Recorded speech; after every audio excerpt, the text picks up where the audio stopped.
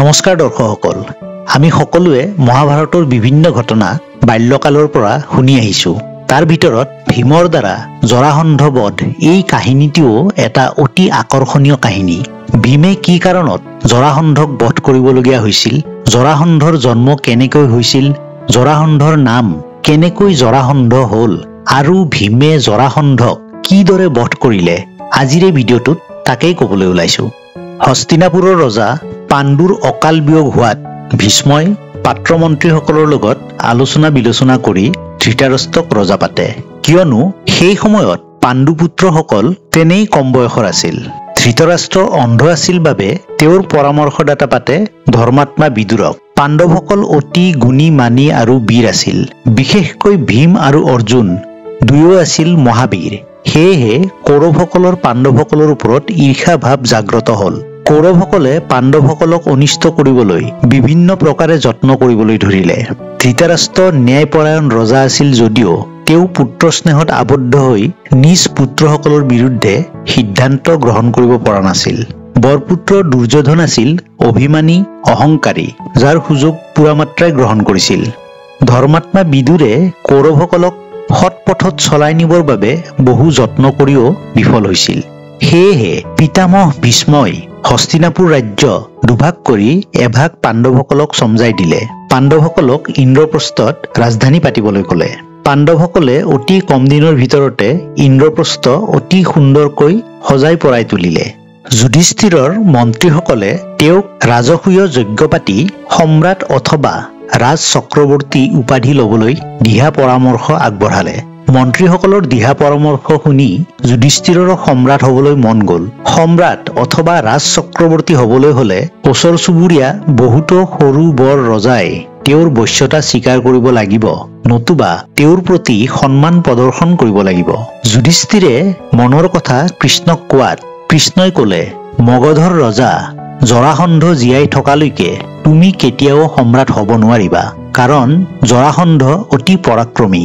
তেওঁ ইতিমধ্যে বহু ৰজাক যুদ্ধত পৰাস্ত কৰি তলতীয়া কৰি ৰাখিছে। চেদিৰাজ শিশুপালকে ধৰি বহু ৰজাই তেওঁক সন্মান কৰি চলিছে।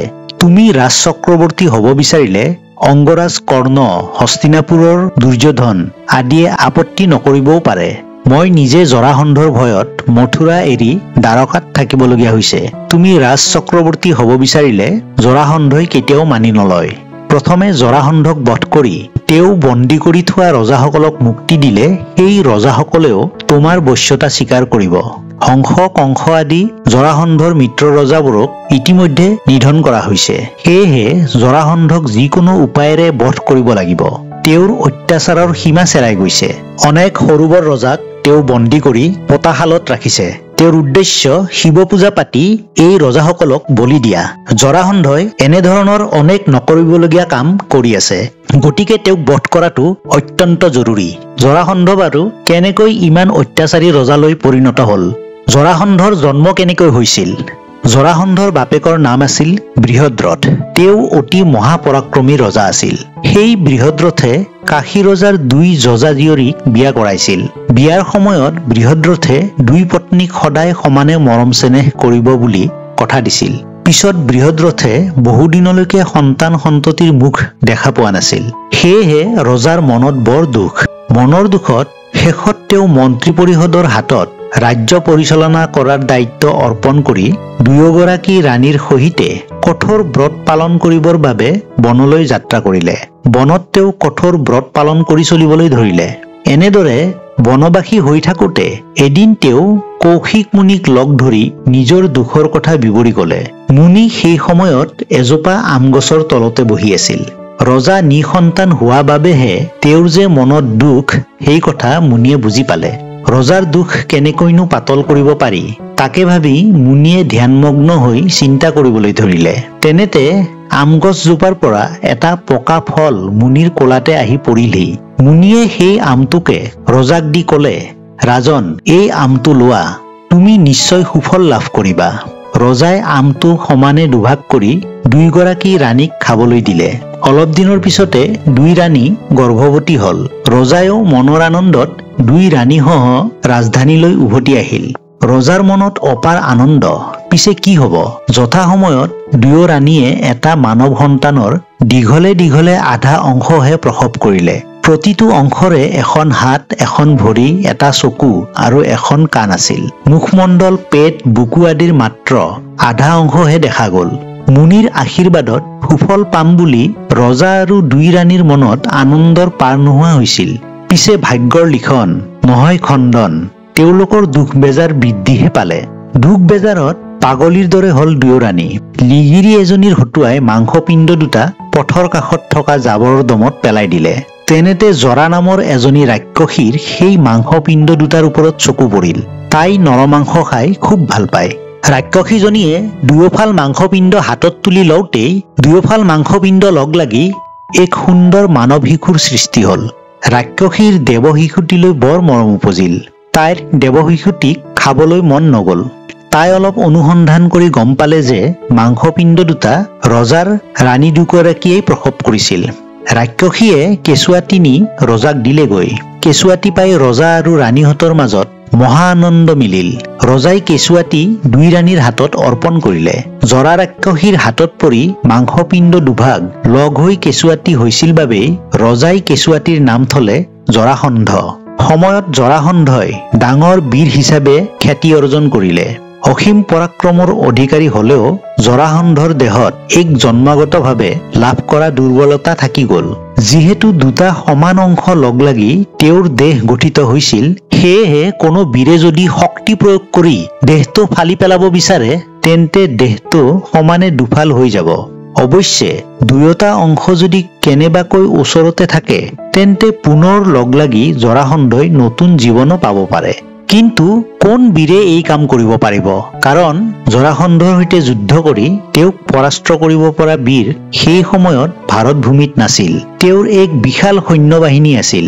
সেই সৈন্যবাহিনীত অনেক বীৰ সেনাপতি আছিল। জৰাসন্ধৰ প্ৰতিজন সৈন্যই আছিল একোজন বীৰ যোদ্ধা। সেয়েহে জৰাসন্ধৰ বিৰুদ্ধে যুদ্ধ ঘোষণা নকৰি কৃষ্ণই আন বুদ্ধিৰে তেওঁক বধ কৰাৰ কথা ভাবিলে। জৰাসন্ধক বধৰ বাবে কৃষ্ণই এক বিশেষ পৰিকল্পনা প্ৰস্তুত কৰিলে। ভীম, অৰ্জুন আৰু শ্ৰীকৃষ্ণ এই তিনিওজন ব্ৰাহ্মণৰ বেশ ধৰি জৰাসন্ধৰ ৰাজ্যলৈ আগবাঢ়িল। ইতিমধ্যে জৰাসন্ধৰ ৰাজ্যত নানা অমংগলে দেখা দিছিল। জৰাসন্ধই সেয়েহে হোম, যজ্ঞ, পূজা পাতল আদি কৰি সেইবোৰ খণ্ডন কৰিবলৈ যত্ন কৰাৰ উপৰিও কঠোৰ ব্ৰত পালন কৰি দান দক্ষিণা আদিও কৰিছিল। ভীম, অৰ্জুন আৰু শ্ৰীকৃষ্ণ ব্ৰাহ্মণৰ বেশেৰে জৰাসন্ধৰ ৰাজহাউলিত উপস্থিত হল। জৰাসন্ধই তেওঁলোকক সন্মান সহকাৰে আগবঢ়াই নি বহিবলৈ আসন আগবঢ়ালে। তাৰ পিছত অতিথিসকলৰ খোৱা বোৱাৰ ব্যৱস্থা কৰিলে। অতিথিসকলে খাই বৈ উঠাৰ পিছত জৰাসন্ধই কলে, হে অতিথিসকল, অনুগ্ৰহ কৰি আপোনালোকৰ পৰিচয় দাঙি ধৰক। জৰাসন্ধৰ কথা শুনি কৃষ্ণই কলে, হে ৰাজন, মোৰ সংগী দুজনে এতিয়া মৌনব্ৰত পালন কৰি আছে। সেয়েহে আমি মাজৰাতিৰ পিছতহে কথা বতৰা পাতিম। ব্ৰাহ্মণৰূপী কৃষ্ণৰ কথা শুনি জৰাসন্ধই তিনিওজন অতিথিক অতিথিশালাত থকা মেলাৰ ব্যৱস্থা কৰি দিলে। সন্মানিত অতিথি দুজনে মাজৰাতিৰ পিছতহে কথা পাতিব বুলি গম পাই যথাসময়ত জৰাসন্ধ পুনৰ অতিথিশালাৰ ওচৰলৈ আহিল। জৰাসন্ধই অতিথি তিনিজনৰ চাল চলনত সন্দেহ কৰিছিল। তেওঁলোকৰ দেহৰ গঠন আৰু যুদ্ধ কৰোঁতে দেহত পোৱা বিভিন্ন ধৰণৰ আঘাতৰ চিন দেখি তেওঁলোক যে ব্ৰাহ্মণ নহয়, প্ৰকৃততে ক্ষত্ৰিয়হে, সেই কথা জৰাসন্ধৰ বুজিবলৈ বাকী নাথাকিল। জৰাসন্ধই তেওঁলোকৰ প্ৰকৃত পৰিচয় জানিব বিচৰাত ব্ৰাহ্মণৰূপী শ্ৰীকৃষ্ণই কলে, মহাৰাজ, আমি আপোনাৰ শত্ৰু। মই দ্বাৰকাৰ শ্ৰীকৃষ্ণ আৰু এওঁলোক ভীম আৰু অৰ্জুন। আমি এই মুহূৰ্ততে আপোনাক আমাৰ যিকোনো এজনৰ লগত দ্বন্দ্বযুদ্ধ কৰিবলৈ আহ্বান জনাইছো। আপুনি আমাৰ তিনিওজনৰ ভিতৰত কোনজনক দ্বন্দ্বযুদ্ধৰ প্ৰতিদ্বন্দ্বী হিচাপে পছন্দ কৰে আমাক অৱগত কৰক। কৃষ্ণৰ কথা শুনি জৰাসন্ধই কলে, সেইটো কথা। কৃষ্ণ, তুমি সাধাৰণ গৰখীয়া। মই সাধাৰণ গৰখীয়া এজনৰ সৈতে দ্বন্দ্বযুদ্ধ নকৰো। তুমি মোৰ সমকক্ষ নহয়। তুমিতো মোৰ ভয়ত দ্বাৰকালৈ পলাই গৈছা। অৰ্জুন বালক হৈয়ে আছে। এজন বালকৰ লগত দ্বন্দ্বযুদ্ধ কৰিলে মোক জগতে হাঁহিব। মই ভীমৰ লগতহে যুদ্ধ কৰিম। ভীমৰ হাতত এতিয়া যিহেতু কোনো অস্ত্ৰ শস্ত্ৰ নাই, গতিকে ময়ো বিনা অস্ত্ৰৰেই ভীমৰ লগত যুদ্ধ কৰিম। ভীম আৰু জৰাসন্ধ দুয়ো সমকক্ষ বীৰ। ভীম আৰু জৰাসন্ধই যুদ্ধ কৰিবলৈ বুলি এখন মুকলি ঠাইলৈ গ'ল। দ্বন্দ্বযুদ্ধ চলাবলৈ মগধৰ অনেক প্ৰজা তাত গোট খালে। প্ৰজাসকলে জৰাসন্ধৰ জয় হোৱাটো মনে প্ৰাণে কামনা কৰিছিল। তেওঁলোকে ভাবিছিল জৰাসন্ধৰ হাতত আজি ভীমৰ নিস্তাৰ নাই। অকণো বিৰতি নোহোৱাকৈ 13 দিন ধৰি দুয়ো অবিৰাম গতিত যুদ্ধ কৰিলে। কাৰো জয় বা পৰাজয় নাই। এই 13 দিন দুয়োজন বীৰে খোৱা বোৱাও বাদ দিছিল। 14 দিনৰ দিনা জৰাসন্ধ লাহে লাহে ভাগৰি পৰিল। কৃষ্ণই ভীমক ইংগিত দিলে জৰাসন্ধক বধ কৰাৰ এয়াই উপযুক্ত সময়। ইংগিত পাই ভীমে ততালিকে জৰাসন্ধক ওপৰলৈ 2 হাতেৰে তুলি লৈ ওপৰতে অনেকবাৰ ঘূৰাই বহুত দূৰলৈ দলিয়াই দিলে। তাৰ পিছত ভীমে এটা ভৰিত গছকি লৈ জৰাসন্ধৰ দেহটো সমানে সমানে দুভাগ কৰি পেলালে। জৰাসন্ধ মৰিল বুলি ভীমৰ আনন্দৰ সীমা নাইকিয়া হল। কিন্তু খন্তেক পিছতে জৰাসন্ধৰ দুটা অংশ পুনৰ লগ হৈ আকৌ জীৱন লাভ কৰিলে। জৰাসন্ধই জীৱন পায়েই জাপ মাৰি উঠি ভীমৰ লগত পুনৰ প্ৰচণ্ড যুদ্ধত লিপ্ত হল। এইবাৰ কৃষ্ণই ভীমক এক ইংগিত দিলে। কৃষ্ণই খেৰ এডাল তুলি লৈ সমানে দুফাল কৰি বাওহাতৰ অংশ সোঁফাললৈ আৰু সোঁফালৰ অংশ বাওঁফাললৈ দলিয়াই দিলে। ভীমে ইংগিতটো বুজি পাই পুনৰ দুগুণ উৎসাহেৰে যুঁজিবলৈ ধৰিলে। বহু সময় দুয়োৰে মাজত যুদ্ধ চলি থাকিল। জৰাসন্ধ পুনৰ ভাগৰুৱা হৈ পৰিল।